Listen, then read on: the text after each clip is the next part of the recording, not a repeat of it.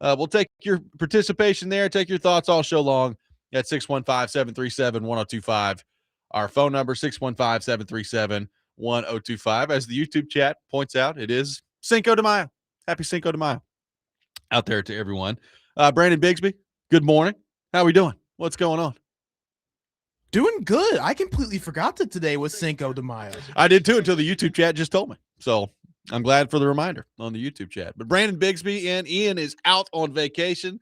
Rumor has it he's out gallivanting around several different golf courses somewhere in the great state of South Carolina. So having a better time than we are right now. Good stuff for Ian Safar out there. Brandon Bigsby doing an outstanding job yesterday on the program. He's back in here this morning as well. We got a lot going on the show today. Mike Wilson from VolQuest will be with us at 6:30. We'll get into a lot of different things with him. Tennessee on the baseball front, but also the transfer portal in basketball.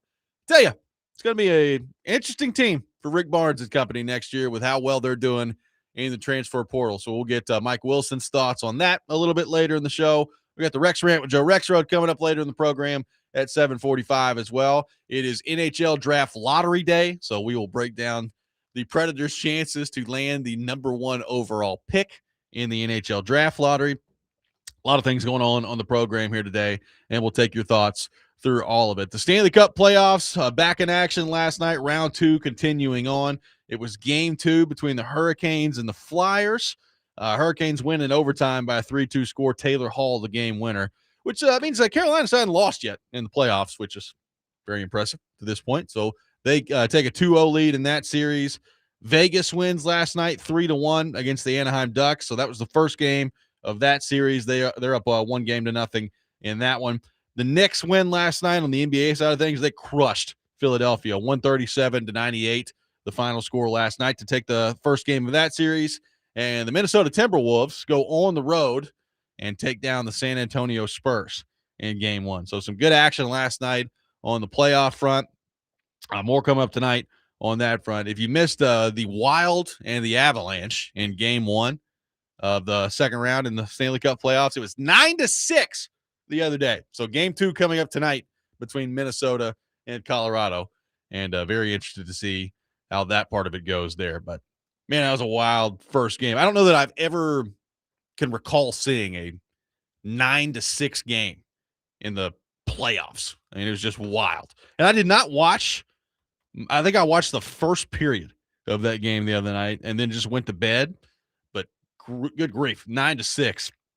Pretty good stuff between the Avalanche and the Wild the other night on that front. So we'll see what happens in the rest of the playoffs tonight. I think, the NBA playoffs actually had a better first round than normal. And they had a couple of game 7s in there. Philadelphia goes on the road, takes down Boston in the game 7. I've been relatively happy with the way the NBA playoffs have gone at this point after a regular season that was nothing but tanking all over the place. The NHL playoffs have been really good at this point. It's almost, if this is a thing, it's almost been like too much overtime, or like there's usually a fair bit of overtime in the Stanley Cup playoffs. It kind of feels like almost every game is going to overtime so far this year. Another one last night between the Hurricanes and the Flyers. It felt like basically every game between Tampa Bay and Montreal went to overtime. So I'm not complaining. It's good stuff. There's a lot of overtime going on in the Stanley Cup playoffs right now. So I have no idea who's going to win the Stanley Cup. I mean, Colorado would be the favorite. I've watched Montreal. Like, they're really good on the East. Like, it's one of those things that you're looking at the bracket right now. I mean, I just mentioned Carolina hadn't lost a game yet so far in the playoffs. So it's pretty wide open in terms of winning the Stanley Cup this year. Minnesota, they gave up 9 to Colorado the other night. I still think that's going to be a pretty good series. I wouldn't be surprised if Minnesota responds tonight on the road. It evens that thing up. I know Colorado's viewed as this juggernaut out there. I think Minnesota matches up decent with them. So I don't think this is going to be like some 5-game thing for Colorado in this series. I think it could go 6 or 7. So I'm excited to see that part of it. Brandon Bigsby, what do you thought of the Stanley Cup playoffs and the NBA playoffs to this point? I'm kind of with you, Robbie. The NBA playoffs, I've been pleasantly surprised with the amount of game 7s that we had. And it felt like really the Eastern Conference did a lot of the heavy lifting with some of those closer series. But I think that the more interesting part that I've really been able to kind of dive into, and the NHL is always really good with this because you never really know what's going to happen with the NHL. While with the NBA, you kind of always know going in, there's 4 or 5 teams, maybe 6, depending on the year, that are going to be those top contenders. Yep. But there have been so many storylines outside of just these teams that we typically would expect. I mean, with the NHL, we haven't even mentioned Buffalo. They come in their first playoff series in nearly 20 years, and they go in and they beat a Boston team who looked really good, was hot coming into the year. In the NBA, you have a team in Detroit who was the number 1 seed, goes down 3-1 early, is able to come all the way back. Philadelphia upsetting Boston, the hump that they had not been able to get over for over a decade. I mean, just the storylines throughout both the NHL and NBA playoffs have been so plentiful. And I feel like because of the teams that we're seeing doing it, there's a bit more of a refreshing feeling behind it than what we're used to. It feels like in some ways kind of a changing of the guard. And, Connor McDavid was talking about this the other day after the Edmonton Oilers got taken out in the first round. Like some of these younger teams in the NHL are starting to get over the hump a little bit. Like Anaheim, they win their first round series, obviously. Buffalo, you just mentioned, gets in the playoffs for the first time since 2011. They win a series, and they're not done. We'll see what Buffalo and Montreal looks like. But there's some change going on in the NHL. On the NBA side of things, look, if you force me to guess who's going to win the NBA championship, I'd still go Oklahoma City. That was my pick for the year. They may win like 4 more NBA championships in the next 6 years or something like that. I mean, they're really, really good. JJ Redick was talking the other day, like, if you go look at the metrics, like the OKC is what they're doing right now. It's one of the greatest teams ever when you really kind of break it down that way. So that's still my guess as to what's going to happen in the NBA. It's going to be OKC going back to back. But the first round in the NBA playoffs is usually just a dud, other than maybe like, the 4-5 matchup or maybe the 3-6. It's been pretty good this year. And again, I think they needed that after a regular season that frankly was just awful. I'm an NBA guy. Like, I like the NBA. We've talked about this before.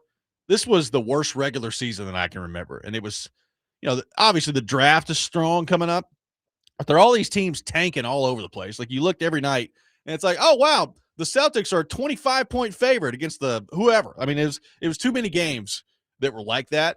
So it's been good to see the playoffs be pretty good to this point.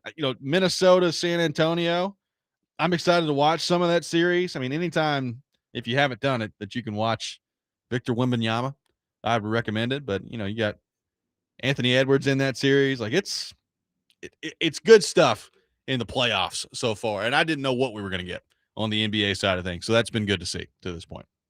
Yeah, and I feel like if you're someone maybe that's listening that is a more casual NBA fan and you have a harder time getting into it, right now I think is the perfect time to, because we had those close first round series, and it kind of reminds me a little bit of March Madness, to where you want to see maybe 1 or 2 upsets, but you don't want to see all of those heavy hitters get knocked out early. So we had some of those 7-game series, but a lot of those teams and those star players that you want to see perform this time of year, the Minnesotas, the LAs, the San Antonios, and then in the Eastern Conference, a team like Detroit, a team like the Knicks, those teams are playing each other.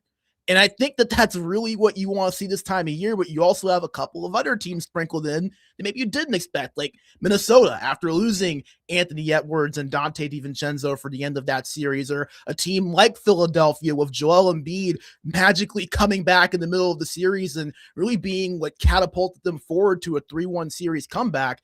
You get a mix of that, and you're seeing these star players on these teams play against each other for it all. And I think that that is what really you get invested in. The NBA has always been a star player driven league. Oh yeah. And you're getting a lot of that right now with these series have got, I mean, you talk about the Knicks and the 76ers, the history between Joel Embiid and Cat. That's a storyline in its own. You have Wembanyama versus Anthony Edwards, like you mentioned. And that is the thing about the NBA playoffs, I think, that is so unique. And it's different from the NHL, because the NHL obviously is, you have your stars, but it's a very team-oriented sport. The NBA is a very star-driven sport, and you're seeing these guys go head-to-head, and there's really not a single series that I can think of where you don't have a big name going up against a big name with a lot on the line. Nope, no doubt about it. Absolutely. We'll have Mike Wilson from VolQuest with us later this hour at 6:30. We will get into a very busy season from Rick Barnes in the transfer portal with him and what that could mean for Tennessee as they head into next season. We got a lot of stuff going on in the program today. Take your thoughts through all of it. 615-737-1025. There was a moment yesterday up in Toronto that was objectively hilarious, that in some ways I couldn't believe went down, and in other ways had no problem believing. We will get into that coming up next. You're listening to Robby and Rexrode, 1025 The Game.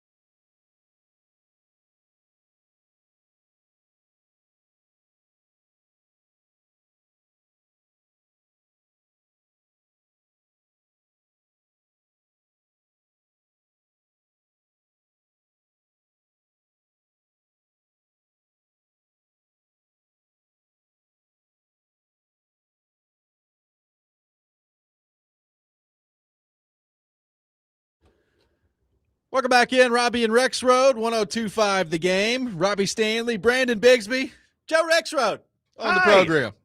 How we doing? What's going on? Doing great. 17 miles in 55 minutes.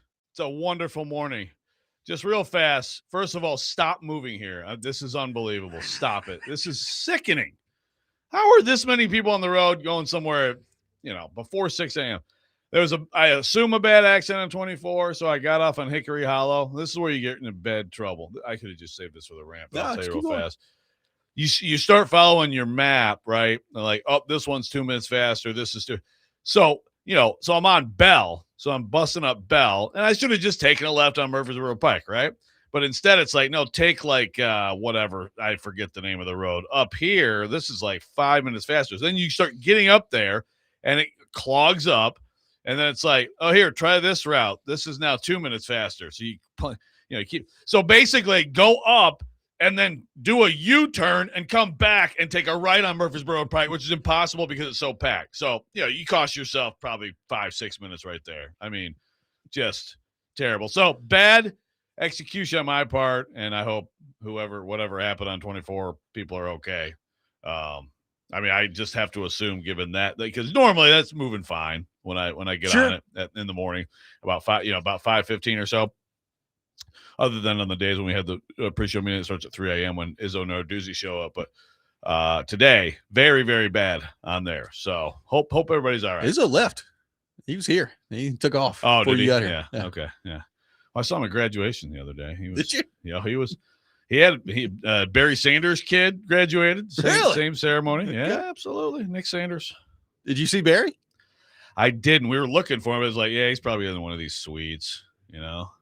Unfortunately, we didn't see him. Would you have? Heroes. You've met countless high-level athletes at this point. Good name. Would you freak out over Barry Sanders at this point in your life? No, I actually interviewed Barry Sanders at a training camp in 1998. So there you go. Like I got in like a question. So no, I would not freak out, but I would definitely give him a hug. Yeah. Yes. That was like of all the people I've interviewed, the one where I was in the media scrum with him and asked him a question, and then after that I was like, wow, that was pretty cool. LeBron. I was like, oh, all right. He's enormous. It's crazy. That's pretty good. I mean, when you're interviewing the GOAT, I mean, that's right. The clear GOAT. Don't want to hear any MJ crap. Yep. There we go. There you go. That's good stuff.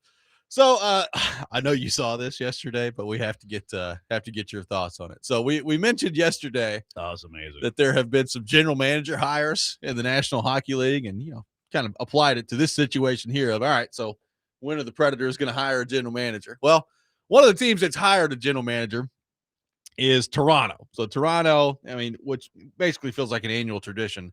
They disappoint. They fire somebody. They bring some other people in.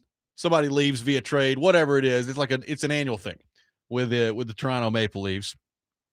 And it's if you're a hockey fan, and particularly a hockey fan that doesn't like the Toronto Maple Leafs, it's a very entertaining process to watch every year. Usually it involves like some sort of playoff disappointment. This year they didn't even do that. Like they didn't even get there. So they bring in John Shaka, who used to be with Arizona, who it did not go well with the Arizona Coyotes. And not only did it not go well, like there are a lot of people that were involved in the process there that really, quite frankly, like can't stand the dude. So there's kind of that in the backdrop of all this. When they hired him, it was like, well, that's an interesting hire. Like they didn't hire him and I was like, oh, look, the Predators lost the guy there. I was like, oh, wow. That's what the Toronto Maple Leafs decided to do. Have at him. Well, they had an introductory press conference yesterday.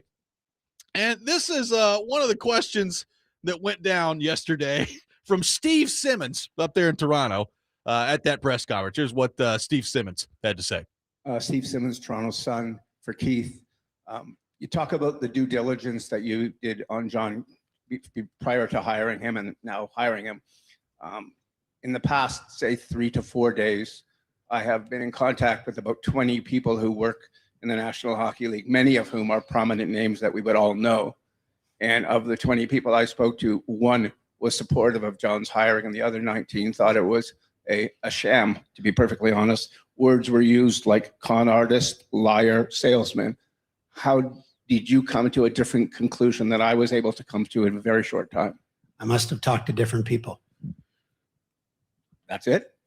Because I'm I telling you, don't- the I hockey don't- world today is astounded by this announcement. Okay. And your response to that? Is we've conducted due diligence and it was deep due diligence. It was a thorough process and I'm quite happy with where we've landed.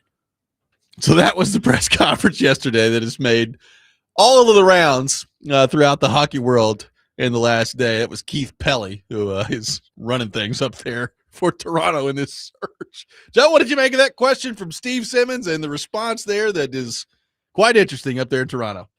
Big Steve coming strong. Well, you know, Hey, Keith, I've talked to 20 people. 19 think this guy's a total bum. 95% of humans think he's a loser. Your thoughts? Yeah, I mean, it's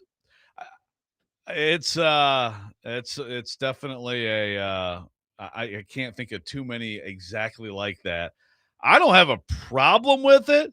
I've seen a lot of criticisms. One of which is like directed to the guy people are saying is a loser. But I mean, I think you're asking the guy who made the hire that people are shocked about, you know? I mean, if someone is indeed like a turd and the whole league thinks so, I don't really care. Like, why are you a turd? Are you a turd?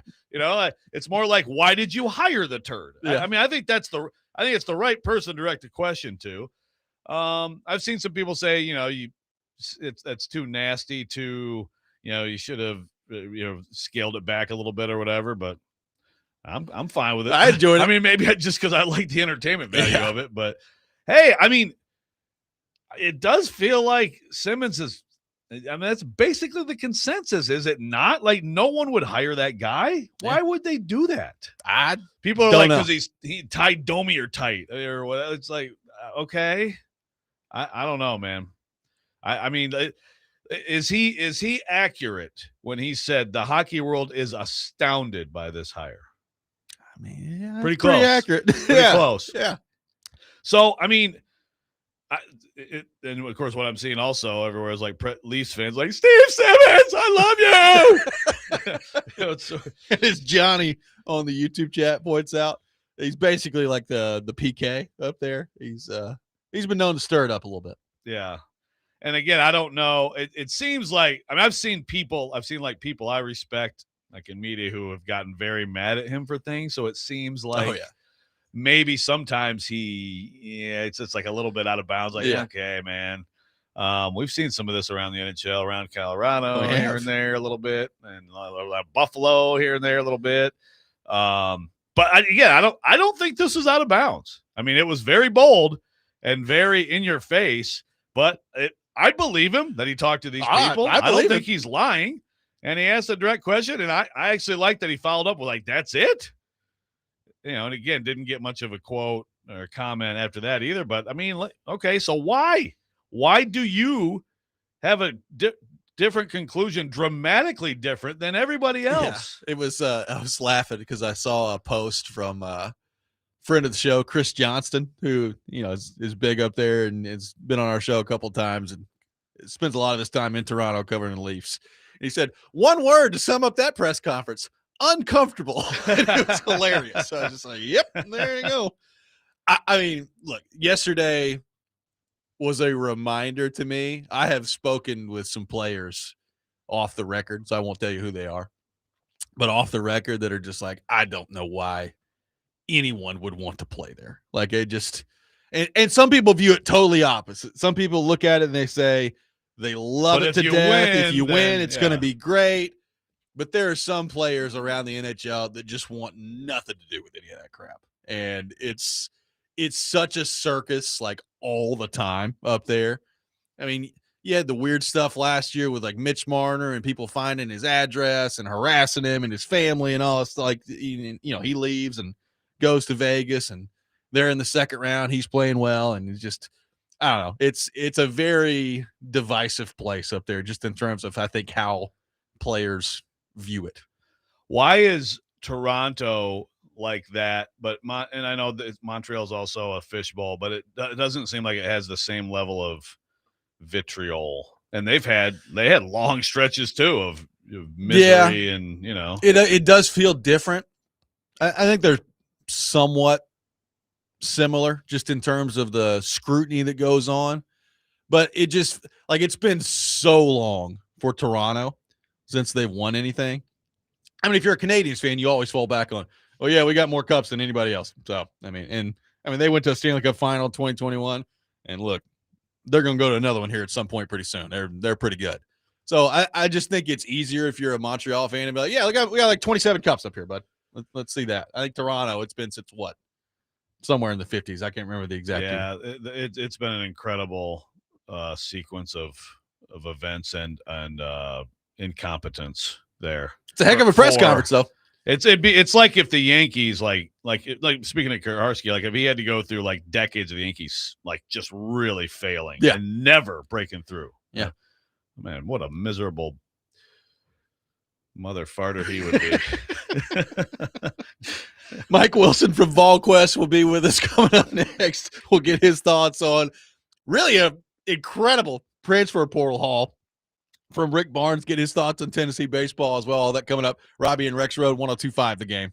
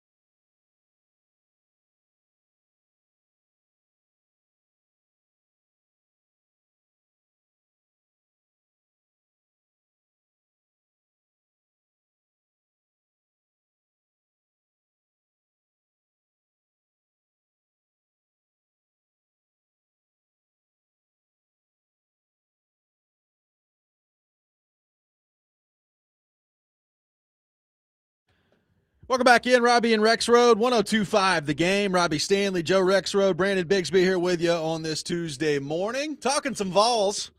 And to help us do that, we head to our phone line, driven by WilsonCountyHyundai.com. Welcome in our buddy Mike Wilson to the program from VolQuest. Mike, good morning. How are you? Good morning. Thank you guys so much for having me. Appreciate you taking time to be on with us. Is this baby duty time? You got baby duty? Is James, does he want to chime in on the Vols? James is present. He has a bottle in his mouth, though, so I'm not sure if he's going to be vocal during this segment. Okay. Well, you never know. Yeah. His takes are welcome. His takes are very much welcome here on the show. So, Mike, Juke Harris coming in for Tennessee, adding to what was already a very impressive transfer portal call for Rick Barnes and company. Harris coming in from Wake Forest. How do you kind of put into scope that move for Tennessee and as a whole, this transfer class that Rick Barnes and company have put together? What do you think this means for the Vols and how good this team's going to be next year? I mean, it's obviously a wholesale roster turnover. There's also a seemingly an ideology turnover of saying, I'm going to bring in a whole lot of offense and figure out the rest. Which is a little bit different. It's been more of, here's my holdovers. I'm going to bring in a lightning scorer of some sort in the portal. But I mean, this is a drastic difference, right? Just in the volume of scoring they're bringing in. It's about 107 points across the 7 transfers. And obviously with Juke Harris joining, that was that last piece. Like, you had a really nice roster up until landing Juke Harris, but the Juke Harris gives you that superstar centerpiece, crown jewel, whatever you want to call it, to your transfer portal efforts, and really elevates it into okay, this is something serious in terms of what they're trying to build for next season. Yeah, it's interesting because, shoot, I didn't really like last year's team much. I did not either. I know you didn't either. And they got to the Elite Eight, right? Like with, with basically 2 scorers and with rim protection and some good defenders and a lot of the same kind of guys you kind of expect. And then basically those guys left, the guys who still have eligibility for the most part. I feel like, well, first of all, am I accurate in looking at them and saying JP Estrella is probably the only guy they lost that they wanted to keep? Would that be accurate? I don't think that's accurate. I think there was a desire to keep more than that, but I think, the way this goes these days is, the team has a number and a role in mind. The player / agent / family have a role and number in mind, and whether those things line up or not. So I think there were players they probably would have liked to keep, but it just didn't make sense for what Tennessee was looking at. But they certainly, I guess, they at least offensively have upgraded on some of those guys, right? So yeah. So the fit is what's interesting. You can line these guys up and their efficiency and their shooting numbers and their scoring numbers, like, wow, that's a lot of offense. How do you think it fits? Does it make sense to you in terms of how the pieces will fit? Yeah, I mean, on the perimeter, definitely. The front court is still interesting in terms of the build. They got a shot blocker, rim runner, and Miles Rubin from Loyola out of the portal. They got kind of a stretch 4, but a wingspan guy in Braden Liu from Kennesaw State. So you can see him kind of flexing 4-5. Jalen Harrelson, like, the most interesting ad, because he's a 4. Like, his shooting's not part of his game yet. He's kind of a point forward. So is he going to be your 4? Is he going to be more of a wing? So I think they're still going to add there in the post in terms of what they need next. But yeah, the scoring and the guards they've added all make a lot of sense. I mean, it's a lot of creators, and you referenced it, Joe. Like, there was really only 2 scorers on the roster last year, and now you've entirely insulated yourself from that, where you have players on the court at all times and coming off the bench who you feel like can go and put the ball in the bucket. And yeah, I mean, you watched that team last year. Nate Amend's hurt or someone's in foul trouble, you got 1 scorer for a prolonged period, and yeah, that's not the case anymore. Yep, no doubt about that. So, Mike, you mentioned, I mean, it feels like a philosophy shift here from Rick Barnes. So what does that tell you? Like, what does that tell you about Rick Barnes? What does that tell you about, maybe the Tennessee administration and the effort being put into all this? What do you take away, I guess, on the big picture level for what this all means for this program moving into next year? Yeah, my understanding was he was not going to lack resources going into this offseason. Like there was going to be an investment in terms of what he was going to be able to build with the roster, because there is a reality. Like, that roster got to the Elite Eight last year and kind of makes no sense in some ways. I think there were a couple of matchups there and an injury that helped that cause, but it's a credit to Rick Barnes. And I think part of this shift too is I think that team last year ranked 14th in adjusted defensive efficiency. And really, I think Rick Barnes could probably look at that and say, okay, I can coach that team into a top 15 defense. Let's go get some natural shooters, and I can coach them into a top 20 defense again. At least I assume that's part of the belief at this point, because Lord knows Rick Barnes is not giving up on defense. So No. there has to be a desire in the back end there to say, I can teach the defense. Let's get some guys who can already score, so I don't have to teach them that. I think what James is saying there is, Dad, you dunked on people on social media who said Juke Harris got $5 million. So can you please tell us how much he did get? / let me add to that. Okay, so I just saw another thing. I think it was on Field of 68 where I think it was Sean Miller's like, I think there's probably 20 to 25 teams that are above 20 mil in their payroll. So is Tennessee, would you say Tennessee is one of them? From my understanding, I don't think they're there. My understanding going into the offseason was it would be north of 10 million. I assume it's gone well north of 10 at this point. But I don't know that it's crossed into that threshold. That was an interesting comment from Sean Miller, because I think he prefaced it with like saying basically, I know this or whatever, or saying like educated guess maybe. So yeah, I thought that comment was interesting. Mike, on the baseball front, I thought Tennessee maybe had turned everything around, had figured some things out heading into last weekend. Then you dropped 2 of 3 to Kentucky, including on Saturday where you just got walloped 12-2. What do you make of kind of where things stand right now with Tennessee baseball and Josh Elander and company? Well, that was your mistake, was thinking you knew anything about this team. I know.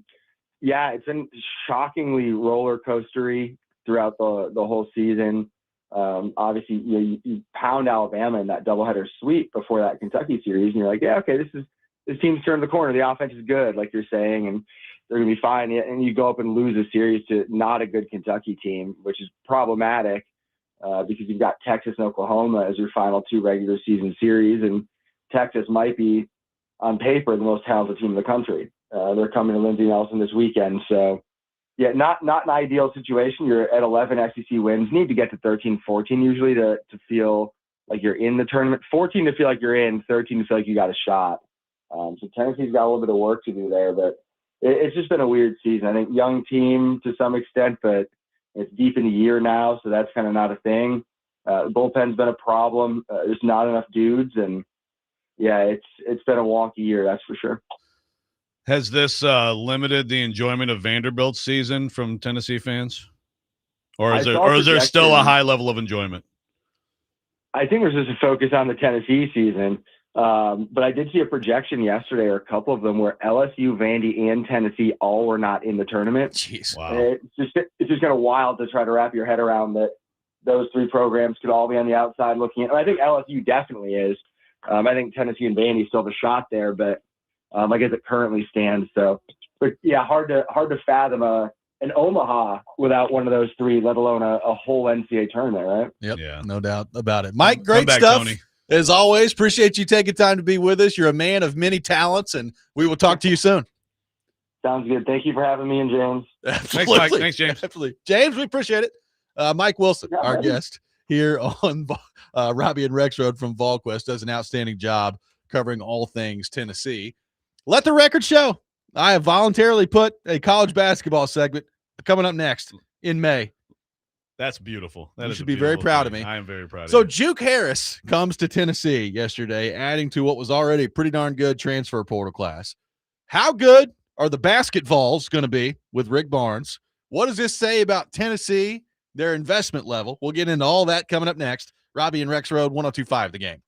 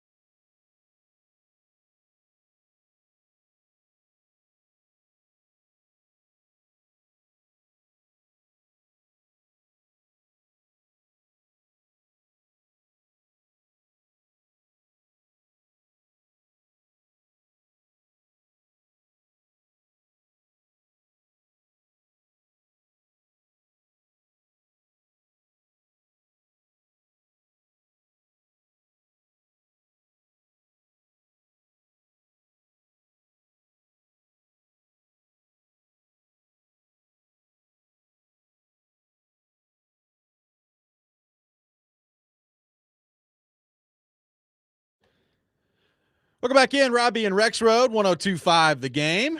Taking your thoughts at 615-737-1025, our phone number. Appreciate Mike Wilson for being with us in the last segment. Juke Harris added yesterday by Tennessee to what was already a pretty good transfer portal class for Rick Barnes and company. Joe, we've talked about the possibility of this. You know, when all these rumors kind of first started, it was like, hey, are they really gonna land Juke Harris? It kind of seems unlikely. And then they do, and they land Juke Harris. And as Mike Wilson just laid out, that's heavy investment, heavy priority in the transfer portal for Rick Barnes and company this offseason. So my question to you is, number one, how big a deal in your mind is the Juke Harris acquisition for Tennessee and Rick Barnes? Number two, how good is this team going to be next year? What are we talking about with what they've done in the transfer portal? Yeah, I still have a little bit of question mark inside. I mean, I think that's where, because obviously I think Miles Rubin is a good pickup. If this team with JP Estrella, I'd be really excited. I mean, I think with this team with JP Estrella, with the talent they've added, I would call that a top 5 team. I still have a little bit of question there with the interior, but like I'm looking at Evan Mayakawa, who has great college hoops analytics at evanmaya.com, and he puts together these things with the lineup analysis stuff. So Data Ames, Jalen Harrison, Juke Harris, Miles Rubin, Terrence Hill Jr., the point guard from VCU, who's a really good player. Evan tweeted, or posted on X. He said, Tennessee's starting lineup next season will probably be the most talented, pure scoring lineup in the entire country. Has the best individual scoring grade of any unit. So again, that's where they all can score. They all can create. Like you said, different players, and Harrison is a different kind of guy, but I like that kind of guy in there. I mean, look, I thought Jalen Carey would do more this year with Tennessee. I still think that he has he was critical in the Iowa State win, and yes, he took advantage of Iowa State's best player, the power forward, Joshua Jefferson, being out of the game. But I would also like a guy like that on this team. He's on Missouri next year, but just they've added, of course, we didn't know at all how good Dalton Connect was. And you kind of knew that Chaz was going to be good, and he was. They've had that go-to scorer with some other guys who can get buckets. This is like a bunch of guys who can get buckets. And it's just going to be really interesting to me to see, you figure their offensive efficiency. I think they've only finished top 25 in offensive efficiency once under Rick. And of course, they're like top 5 in defensive efficiency every single year. You obviously expect to jump in offensive efficiency. Can he take a group like this and, mold them as a coach into a team that looks like Tennessee defensively? If he does, well, I mean, you have to consider them a national championship contender. It's big ifs there, but it's exciting to have this kind of talent. I mean, there's just a lot of possibilities, flexibility, and just depth of scoring that he hasn't had. He's not had it, and this is, I mean, they've added guys in the transfer portal, right? I mean, it's not the first time that they've done that. I mean, they brought in Dalton Connect. It worked out pretty well for him in the transfer portal. So it's not like they've not done this before. I don't know that they've done it to this degree, right? Like, this is a pretty aggressive approach when it comes to kind of the philosophy here in the portal. So what does that signal to you about not only Barnes, but Danny White and Tennessee athletics and kind of the full picture of the thing here? Yeah. I mean, so right there is a key answer, I think, for Mike Wilson. And I was wrong, because I've kind of looked at it like, okay, they're fine with these guys leaving maybe. But I think like they would have taken Bishop Boswell back if he didn't. But, the guy, like, he's a good, solid player, but he struggled to shoot, and there's way too often last year, even in that run to the Elite Eight, it's like, man, like they just don't have guys who can make shots. So I think Rick looked at that and said, if we're going to have to do this and go out there, let's do this with offense in mind. I mean, I think I think it's the right line of thinking from him. And I like the idea. Like, we have a system, we coach it. As long as you have guys who, and I think players come to Tennessee and come to Rick Barnes to get better on defense. Dalton Connect said that when he transferred. He had other options. Said, I want to be a pro. I got to be able to guard people. He still can't all that well, by the way. But that was the idea, of going there and getting better as a defender. So you would assume that would be some of the, of course, it's the money and, your spot in the lineup and all that stuff. But I would think player development and defensive development would be a priority. As long as enough of these guys think that way, then they'll probably have a chance to be pretty good. I can already tell you in November, there's going to be like 2 or 3 press conferences from Rick Barnes where he's just like, we can't defend anyone. Yeah. Like, we just can't do it. Oh, They yeah. have zero ability to defend anyone. Oh, He's going to get after them early in the year. yes. Yeah, no doubt. Yeah, you look at like Rick's past as a coach and some of the teams he had at Texas. And of course, this is a lot of his reputation of, underachieving in March. He had some loaded, like, pros all over the lineup teams, but not just Kevin Durant, like a lot of really good players. DJ Augustine and a lot of these guys, who could, obviously LaMarcus Aldridge and stuff like that.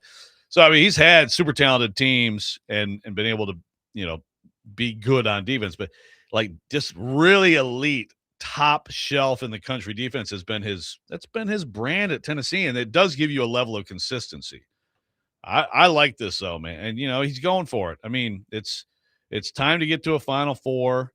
3 straight Elite Eights is nothing to sneeze at all. That's a big deal. That's 75% of the Elite Eights in the history of the program in the last 3 years.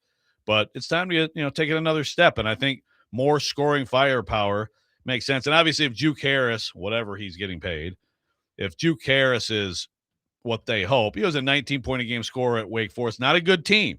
They needed him to score that much. His scoring errors might go down, but if he is the dynamic bucket getter when you just really need a bucket that they hope he is, that's a huge add. It's a lot of money being spent on things that have nothing to do with football. Yeah, you're getting uncomfortable over there. Getting a little uncomfortable. We'll see how it goes. You better go win. 615-737-1025, our phone number, 615-737-1025.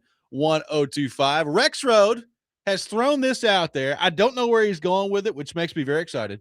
The most important question that the Predators have to answer about the personnel history there. We'll get into that coming up next. It is NHL Draft Lottery Night. We'll take your thoughts on that with the Preds. People in the YouTube chat are already very excited. All that coming up. Robby and Rexrode, 1025 The Game.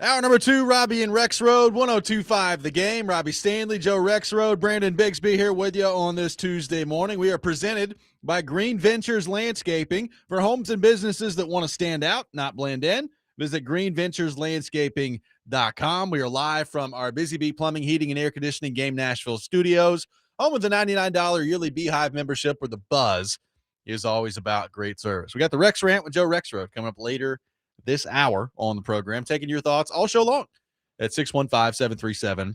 The NHL draft lottery is today. We will get into that here in just a few minutes here on the program. But Joe, we talked a lot yesterday about the Predators, the search for a general manager, the ongoing search for the general manager. And you have thrown this out there, which I'm very excited to hear where you're going with this. The most important question that must be answered about the Preds and their personnel history. So I turn the floor over to you, Joe Rexrode. Where are we going with this? What is the most important question that must be answered about the Preds and their personnel history? Sorry, I'm distracted by the Fiesta Out that I'm watching on.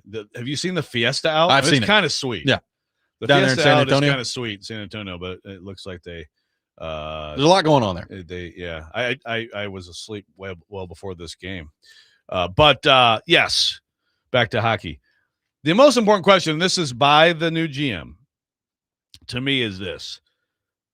Have the failures, and there's no question. Like I don't think, objectively speaking, this organization has, since its inception, failed to identify, acquire, and develop forwards well enough to play at a championship level. They've done championship level work in the areas of defensemen and goaltenders. Like, we agree on this. Like, this is something we can all agree on, right? Yes, I would say it's been a while since the defenseman, but yes. Well, that's true. Yeah, that's true. But historically, though, the entire history of the organization. So the question with the new GM is that the function of some kind of blind spot? And I know that the eras have changed, styles in the league have changed, but still, is there a consistent blind spot in some sort of process, or is that really just because David Poile has ignored the advice at times, has just gone with his gut and made mistakes? Is it a Poile thing, the decision maker at the top, just having some miscalculation, which everybody does. Every GM misses on some of these things. Sure. Or is it that the entire process of identifying from the start is flawed in some way? Because the new GM, again, if it's the former, then I think there needs to be more upheaval, more blowing it up, as opposed to if it's more just about the individual at the top of the pyramid. Okay, well then the process is sound. The process is fine. Yeah, you're still going to make some changes. You're going to make some changes in scouting and maybe with your top people, but you have some people here that you can also keep. But I'll just be better. That's the new GM talking. Well, it's interesting to me when you look at, we're coming up on 30 years as an organization for the Predators. And in that time, the best forward in the history of their franchise is Forsberg, and he was developed by them. He was not drafted by them. Right. So you trade for him when he's 18. So I do think you get credit for the development that took place because, I watched the first game he played. He was here. He was kind of a skinny rail of a kid, and he put on some muscle, and he's turned into the player that he's turned into, which is a great player. He's not like Hall of Fame level, bona fide superstar forward. He's a really, really good forward. But he's, to me, unquestionably the best forward that they've had. It's interesting. You start to list off the most impactful forwards that they've had in franchise history. Like Paul Correa was a free agent acquisition, and he was only here for 2 years, but he's a free agent acquisition. And people are going to throw out Peter Forsberg. Peter Forsberg was here for like 17 games. Like I'm not including him in this discussion. But Ryan Johansson, you traded for him, right? You brought him in. James Neal, you traded for him. And one thing that Patrick Hornquist was a really good player for a long time. He was like the last pick in the draft. Like, so that part of it's interesting. But they've never really had a first round forward that they've drafted that for them has turned into like a franchise building block type of player. What they were right? supposed to be. Right. Like David Leguan was a good to decent player for a long period of time, but he's not what you think of when you think of number 2 overall pick in an NHL draft, right? Like Scott Hartnell was a good player for a long time in the NHL, but he wasn't, like some game changer out there. So it is kind of amazing. And I understand, like, in some cases, like if you're a fan out there, if you remember the organization, you could say, well, yeah, we've never had those really, really high picks to have those guys. But it is kind of amazing that throughout almost 30 years, and for lack of a better phrase, you haven't even lucked into one of those guys, right? Like in somewhere in the second round or first round. They did with Shea Weber, he's a defenseman. They did with Roman Yossi, he's a defenseman. Second right? rounders, So they've done second Yeah. round players that have developed into, in one case, an actual Hall of Famer, and in another case, a probable Hall of Famer coming up one day when he's done playing. But it just hasn't happened with forward. So I'm with you. Like, you got to figure out why that is if you're the next general manager, and that's got to be towards the forefront of your thinking. Because if you don't do that, like if you can't find those guys and develop those guys, you're never going to get where you want to go as an organization. Like you have to find some of those along the way. Right. Like, Alexander Radulov would be one of the better picks, right? I think 15th overall. Yeah. And that ended up being a total disaster from the standpoint of just the way it all played out. With him, but a good player in the playoffs. But yeah, okay, but that's still like that's a good, you got Colin Wilson at 7 overall, I mean, there was playoff Colin Wilson, I suppose.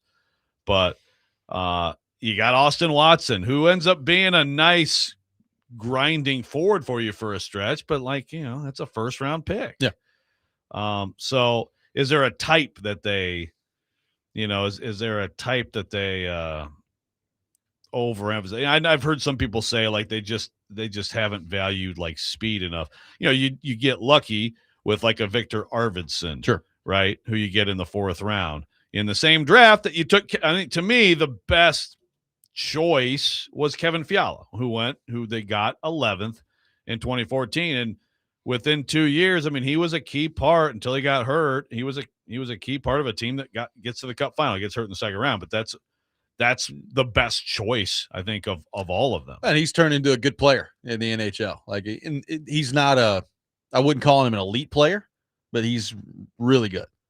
But they need elite forwards at some point, right? And maybe Brady Martin's that guy, but at some point along the way here, if they're going to win a championship, it's just hard to do it without having one or two of those elite guys. It's not impossible. Like, the St. Louis team, I think, is a good example. Like Ryan O'Reilly, I don't know that I would describe him as an elite forward, but he had an elite playoff run, right? Like, I mean, he put up 20-something points in the playoff that year and won the Conn Smythe. Like, it's so there are other ways to do it, as we discussed yesterday, but it's really hard without those elite players driving the bus. Yeah. And to be fair, I think the draft positioning discussion, to be fair to Poyle, is obviously that changes once you get good. Sure. 10 years ago, they were good. So Ellie Tolvanen, they get him 30th.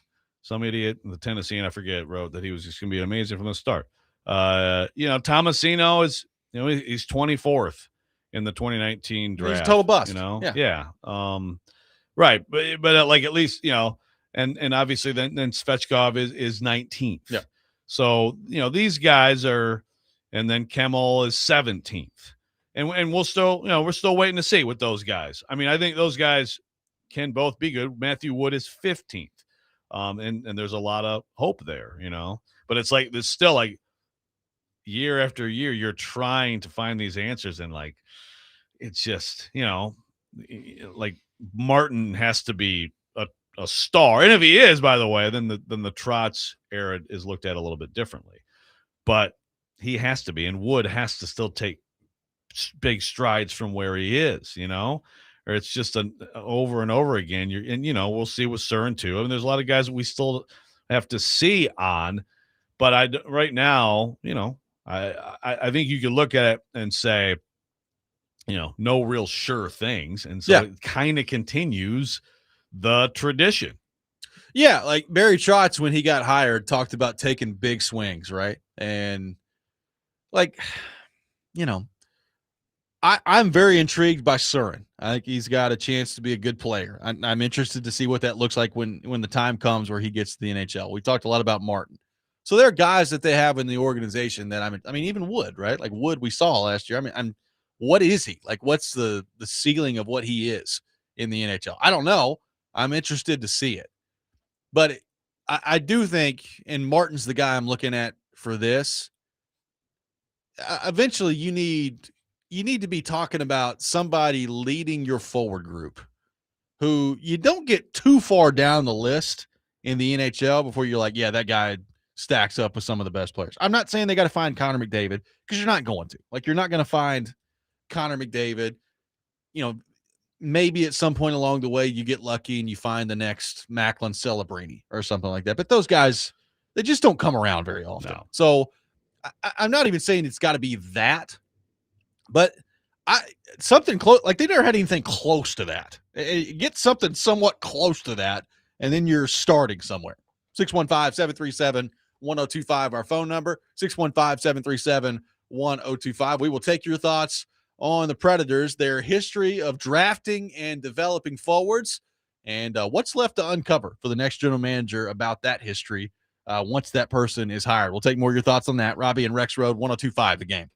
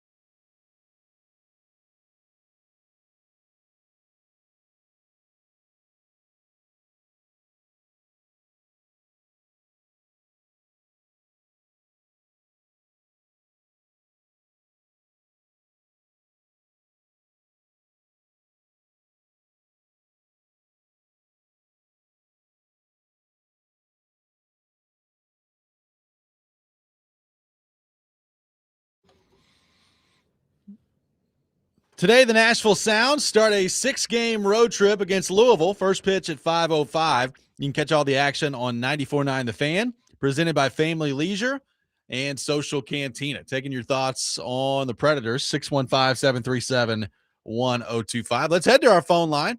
Welcome in Dave to the program. Dave, good morning. Thank you for calling in.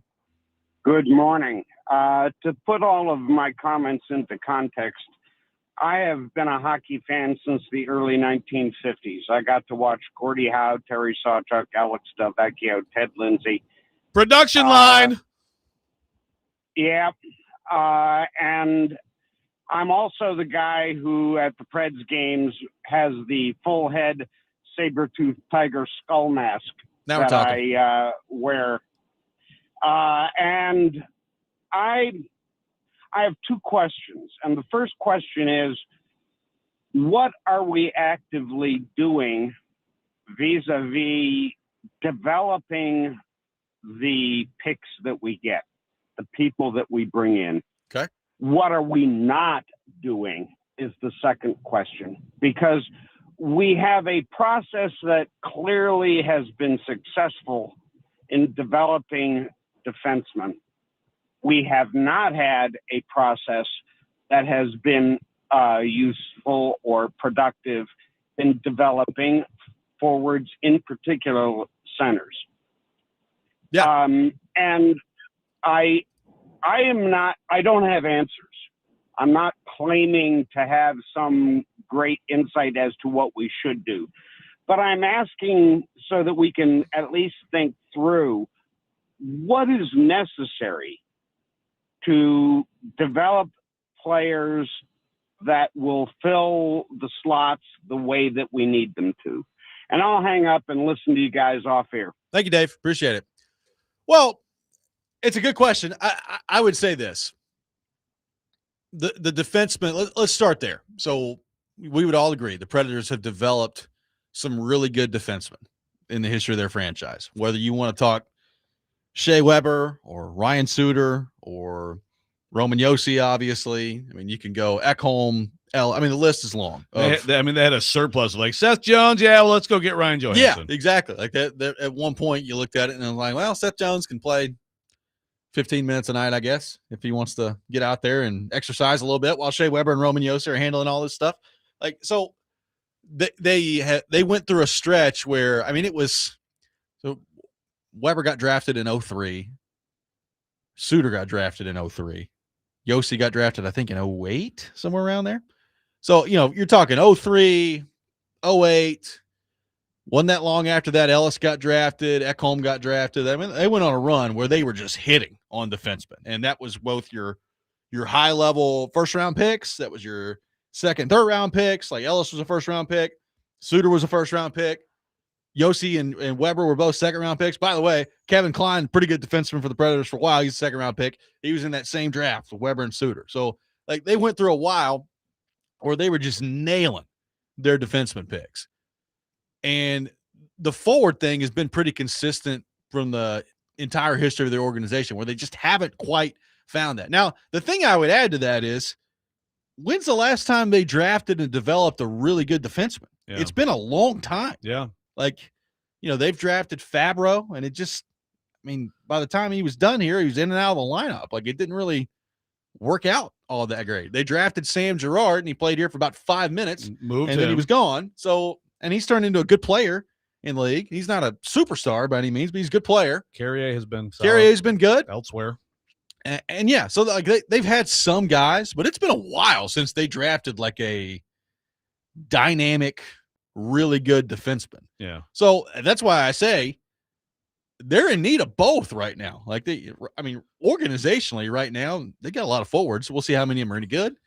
They need help on defense right now. Sure. So, but I would still look at the history and say, again, if the GM, new GM comes in and is, largely keeping a lot of the same people in the process, I would still be optimistic that they'd figure that out. I still would have big questions about.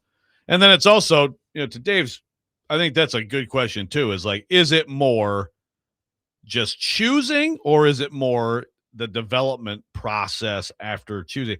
I mean, I think it's got to be both, right? yeah, Like but I would when it's been more this on, long, I'd put more on choosing. That's just my guess. I would put more on choosing too. But when it's been this long, where you've had, I mean, look, you can. We talked about the importance of highly drafted guys, and there are, like, you got to have some of those guys. Well, like, I mean, Nikita Kucherov was drafted like 59th overall. Like, Pavel Datsyuk for the Red Wings was drafted in like the 7th round or whatever it was. Like, there are guys littered throughout organizations that you found later in drafts that have turned out to be superstar players. And the Predators have just never really had that guy. Like, they've never really had a guy that was a superstar player. Hornquist was probably the closest, but he wasn't a superstar. He's just a really good player that they found in the 7th round. It's in some ways, Joe, it's kind of amazing that they haven't lucked into that at some point along the way. Right. Yeah, it is. I mean, it's like everything that can go wrong has gone wrong kind of thing. Either you just miss out on somebody, or it's bad choices, bad luck, injuries in some cases, some of this is also when you were in that when you're in that time period after the Cup final run of bye. Sure. So there's like the Fiala. Fiala's here. It's a little bit different story, I think, over that time period. At least it's like you can point to that. Okay, so there's one. Yeah. But he was gone. You moved him. So, but it's obviously it's got to change. I will say, when you talk about, we have not talked about it. We haven't talked about him too much. I will say, Porter Martone right now, people are watching him, and he had this one season at Michigan State. Riker Lee, man, I don't like, you got to have a certain level of physicality and all that. He's not big and everything, but man, he might end up being a dude. It's fun to watch. I mean, like, we'll see. He's definitely a name to keep an eye on. I mean, he was a lot of fun to watch this year. He can do some stuff, he can do some stuff that not a lot of people can do. So maybe they'll luck out with that one. Maybe. I mean, he's listed at 6'1". I've stood next to him. I don't know that he's 6'1". Yeah. Doesn't look 6'1". But that's kind of what I'm talking about. Like, he's a guy that you've got to find one of those guys that you draft that just hits. And, we focus so much on Brady Martin. I mean, the Predators, they did have 3 first-round picks last year. They had him, Brady Martin. You had Cam Reed, who's a defenseman who maybe he turns into one of those guys. And then Lee is he's a first-round pick, right? So, like, you need your first-round pick. You need a high hit rate on those. And I'll tell you what, Lee's fun to watch. I don't know exactly what the type of NHL player he's going to turn out to be. The puck handling skills and the creativity with the puck. I don't remember, and I've watched the Predators from the moment they set foot on the ice here. I don't remember a ton of prospects that have had like just the pure on skill level that he's got. Yeah, that's exciting. And that's, again, so it'd be great for the new GM to have some things that happened before he got here to start to work out. Yeah. And again, that does, there is, I mean, look, all the mistakes happened and it didn't work out with Barry Trotz. That is something that puts a different spin on everything. If a couple of these guys do pop. The NHL draft lottery is tonight, and the chances of landing the number 1 overall pick are not high for the Nashville Predators. But what if they do? How much of a franchise-changing day is this if they do? We'll get into that coming up next. Robby and Rexrode, 102.5 The Game.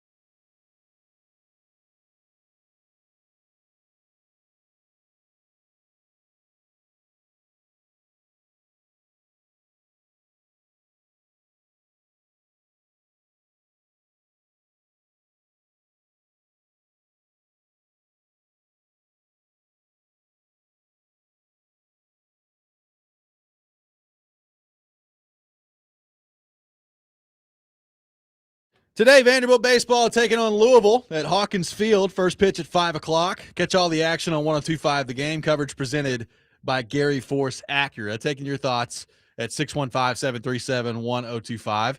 It is the NHL Draft Lottery tonight, Joe Rexrode. The Predators currently slotted 10th. They have a 3.5% chance of landing the number 1 overall pick. So for reference, the New York Islanders, who won the number 1 overall pick last year with Matthew Schaefer, also had a 3.5% chance of winning the draft lottery. So it can happen. There is a chance. I would say the chances of back-to-back years, the team with 3.5% chance of winning the lottery are very low, but there is a chance out there, Joe Rexrode. We'll see what happens. Is that like 3.5% of 3.5%? Could be. I don't know. That's is that how the math works that out? could be how the Someone math tell me. works Do you, like, out. multiply them like 0.035 Yeah. times 0.035? You have to. I don't know. Or do you Vancouver. sine, cosine? What do we need here? Vancouver has the top odds at 25.5%. You'll be happy to know the Chicago Blackhawks are at number 2 at 13.5. Give them Gavin McKenna. Sure. At some point, maybe they'll win, be relevant, I tell you, not suck. outside of the Predators, the team that I would be most intrigued to see him go to would be Florida, who has a 6% chance to win. Imagine if they were like Stanley Cup. They have all these injuries, get hurt, land number 1 overall pick, and what they'd be next year. Like, oh, cool. Yeah, we tried out McKenna with everything else. Awesome. Yeah. That'd be nice. So all that to say, Joe, the chances of the Predators landing the number 1 overall pick tonight are very low. But it's not impossible. What if it happens? So take everything we've talked about the last couple of days with the GM search. You just mentioned the drafting and developing forwards. Well, if you hit this tonight and you land the number 1 overall pick, I would presume Gavin McKenna would be the way you'd go at number 1 overall. And I think he's got a chance to be a pretty darn good NHL player. Now, he's not a center, so I know people get fired up about that, but he's pretty darn good. So I pose this question to you, Joe Rexrode. Let's play this out and say that somehow the odds go in their favor tonight and they do it and they win the NHL draft lottery for the first time in the history of their franchise. How much different is the conversation in your mind, both in the short term and the long term, about this team if it goes that way tonight? Yeah, I mean, it would be a massive thing, and there'd be like a GM to be named later celebrating. Yeah. It's like the people who are hoping to get the GM job would want it even more, would like the idea even more. But no, I mean, I don't. I mean, McKenna's not. He's not one of those years where it's like It's not Connor McDavid, right? Or some of these years where, I mean, I do remember when the Preds were in the lottery and everybody was all excited about Lafreniere. Oh yeah, who he's turned into an okay player. Fine, Yeah. but I would say there was definitely more hope about him than the reality so far, right, at the time. So I don't know. How good is a McKenna going to be? I think good, and just could be a real difference maker if you all of a sudden infuse that talent into some of the young players they have right now. So it'd be definitely worth celebrating. Again, yeah, it's not like winning a lottery the McDavid year or the Ovechkin year or the Crosby year. No, but he's pretty good. Yeah. Yeah, like he's a pretty good player. I mean, it immediately, first off, he immediately becomes your top prospect. Like he unseats Brady Martin for sure that way. But I think more importantly, the idea of you packaging all that together. We've talked about like the Predators, they've got a deep prospect pool, a good prospect pool, but they're missing like the really, really top guy. Well, he would fill that. And then you'd go from a prospect pool that I think Scott Wheeler's got ranked 5th.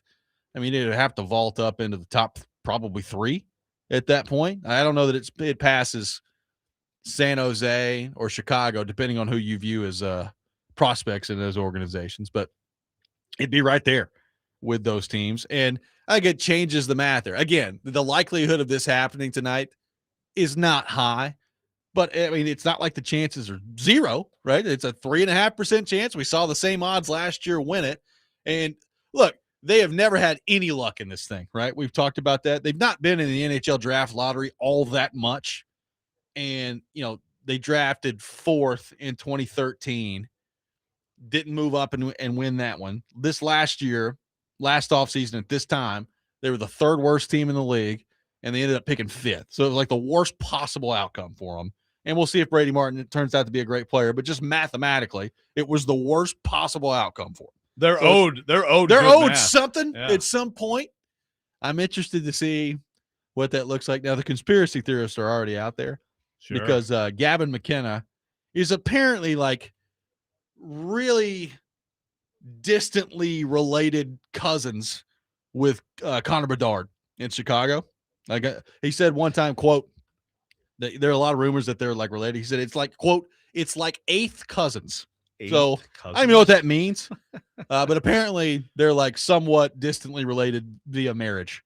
So the conspiracy out there is Chicago's winning the draft lottery. It's going to be a family thing out there, and it's going to be McKenna and Bedard playing together for 15 years. Yeah, Nate says if it was weekend winners, that's his lock. Blackhawks are going to win it. It's because it's been too long since they've won something. Original 6. NHL needs more discussion, rival the NFL, et cetera, et cetera.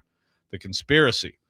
Again, if you look at the mechanics of this system that shouldn't be possible, it's an incredible sleight of hand if somehow It'd be impressive. Yeah, if you look at the mechanics of everything and really look at the process, I need someone way smarter than me to tell me how you fix that.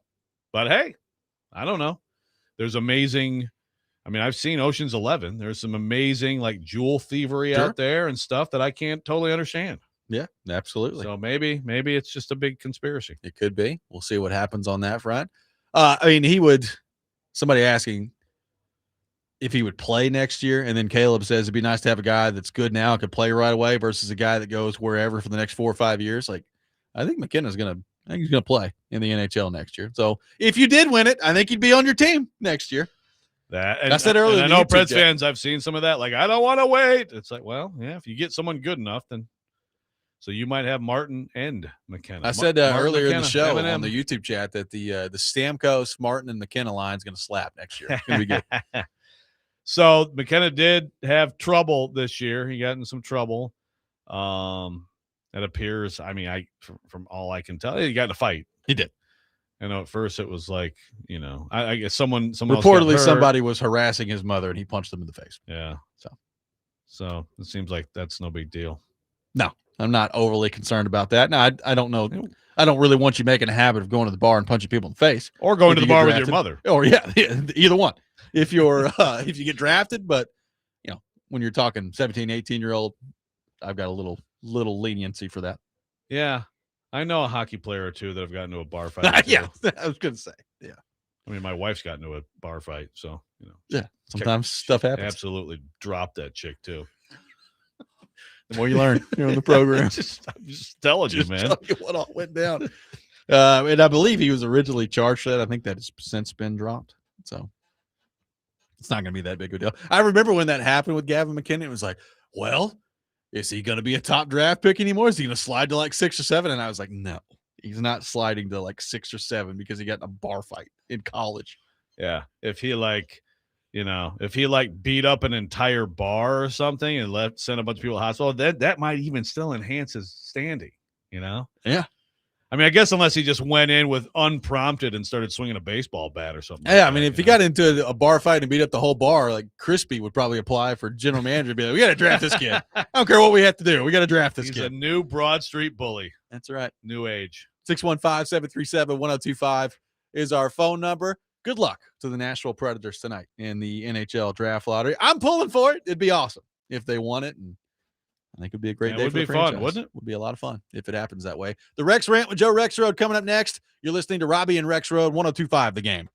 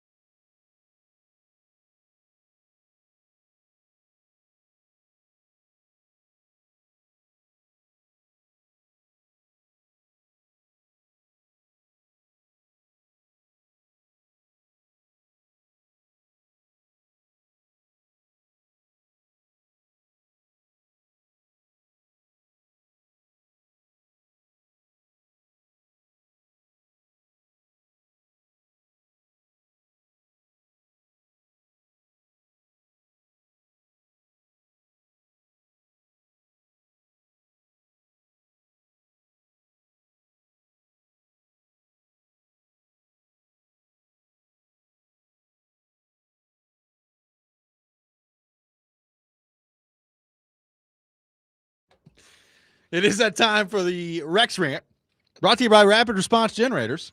Power when it matters most. Check them out at rapidresponsegenerators.com. Joe, with all that in the background, the floor is yours. I mean, this is kind of a banger. NCOT B, as much as I made fun of my little sister for all her NCOT B posters, I mean, it's kind of a banger. This has got to be their best song, right? Probably. Do you know the name of it? No, I don't. Hanging Tough. I just know the song. I don't know the name of it. Although, Please Don't Go Girl, also not bad. All right. I for some reason, I really just need to rant a lot about my alma mater. So I'm going to again today. But this is for any large public institution. It's advice on how to and how not to do your graduations. Because last weekend, as everybody knows who listens to the show, we had my oldest, Jack, graduate from Michigan State. And so we went, and on Friday, right after an exam, it could be a separate rant. How are you having someone take an inorganic chemistry exam that ends a half hour before the commencement ceremony? I don't know, but we made it to it. It was at Breslin. It was a nice ceremony. It was 1 hour. So cap and gown, you get in there, thousands of graduates. It was a really nice thing. Governor Gretchen Whitmer, a crush of mine in college, not that I ever talked to her, but, from afar, gave a very nice speech, some other good speeches. A couple of the students gave speeches. It was nice. 1 hour, got out of there. Great. Boom. Okay. But you have your specific college graduation. That's where they call your name, right? So, of course, everybody wants, my mom's in, we got my uncles in it, we have family, siblings, friends, and of course you want to see the kids, the young adults walk across the stage, hear their name and all that stuff, right? You have to, okay, well, that's when you go with your specific college. And the way it used to be there, and I assume the way it is or has been in other places, is like if it's a psychology degree or whatever it is, you're in a smaller venue, and it's about an hour there too. And the, whatever it is, again, this Michigan State's a huge, huge public school. It's like 40,000 undergrads. Okay. But okay. So different majors are different sizes, some of them much smaller than others. And so maybe you can have a ceremony with 2 or 3 that are in the same college. This is all in the College of Social Science, right? So it's like psychology, economics, social work.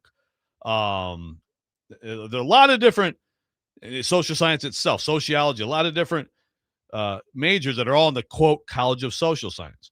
But in the past, and what you should do at a university is you should have smaller buildings, and you have these ceremonies for the families, and the kids get their things, and everybody. They have changed there, and I don't know what it is like at Tennessee or the other bigger places, but they take the entire College of Social Science and put it in Breslin again. So we got into Breslin Center, and I'm talking, 15,000 seats. It's free. You get in, but it filled up so fast as soon as they opened the gate. So Katie, my wife, is running into the thing, looking up because there's bleachers at the very top, but there's green. We had to have seat backs. So we went up a section, like, oh, let's go. Oh, no, run back out. Go. Okay, go to 207. Oh, run 207. We're running up to 207. Oh, no, it's filling up the green seats. Okay, go back out. 211. Go to 211. Like, we seriously ran around the freaking arena and finally, like, at the very end, ran up and claimed, like 12 seats in the. So this is what it is. So it's about to start. The entire place is as packed as you would have for like a Michigan State Duke basketball game. Tom Izzo comes on the big screen. Hey, everybody. Tom Izzo here. Just want to let you know, everybody here graduating tonight deserves to have people cheer them on. Please stay for the entire ceremony. Okay. So they have to have a disclaimer video from the most popular man on campus to tell people this. 3 hours later, oh my gosh, Jack Rexrode walked across the stage, got his, that's a fake diploma, and you get the real one later, but they got this piece of paper. They said his name. They said his name correctly. They didn't say Rexrode. Great little video. So he's on the big screen. I told him to do something goofy. He didn't do it. Brennan will. If you, well, yeah. Just kidding. And 3 hours, there were like 9 people left in Breslin Center. What do you want? I'm serious. Yeah, no, Well, that's the thing. Like, first of all, no one's like, is so many kids, thousands of people went across the stage that night. No one's cheering for, it's like the specific family. And some people had like a lot of people, so you hear this says, we made a pretty good little amount of noise for Jack. But like, seriously, they have thousands on the floor of the thing, right? Like 1 out of every 50 kid went back to their seat and sat there like quietly, just alone. Everybody else just went out. I would have walked out the door. Yes, Yeah. what we said with Jack, because we didn't know when he would be called, but we were like, yeah, as soon as you're done, we're out. Absolutely, don't do these things. Don't do it like this. It's just not good. How could you ask people to sit there for 3 hours? And then also, you really think people are going to sit there all night after their kid graduates? No, they're not going to.